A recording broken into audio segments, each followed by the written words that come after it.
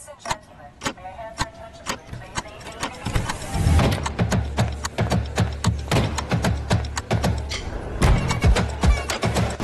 I'm Clarissa Cassie and I'm a travel agent from AirAsia Airlines. Hi, I'm Jasmine Libating. I'm also a travel agent in AirAsia Travel Alliance.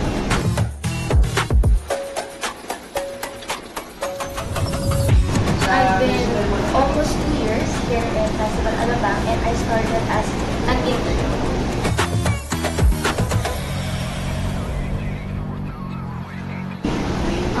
I would describe the working environment here in AirAsia as okay and peaceful siya.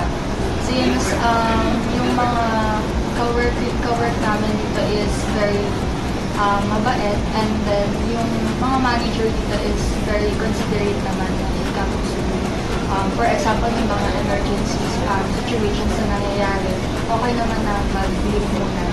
So, very okay yung environment kapag nag-work kami dito sa AirAsia.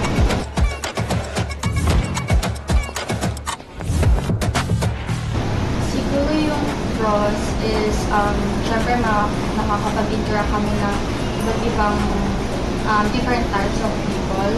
For example, mga foreigners, ganyan. So, na-enhance or na-improve yung communication skills namin.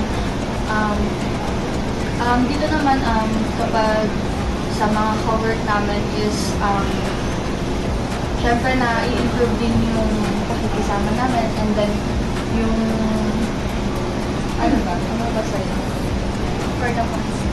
Cons ka? Actually, wala namang cons kapag ka nag-work ka dito. Siguro na lang kapag ka nag-work ka as holiday. Pero kasi part of job na rin naman yun. So, I think hindi siya part of cons. Yun lang.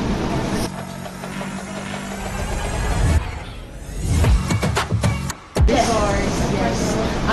I-recommend namin siya since yun nga, maraming kami matutunan dito. Like for example na yung mga scenario activities, and then yung mga job seekers na pwede sila dito, and then nag-accept din kami ng mga interns. And then yung mga interns na yun, kapag binalingan nila, pwede naman silang ma-absorb.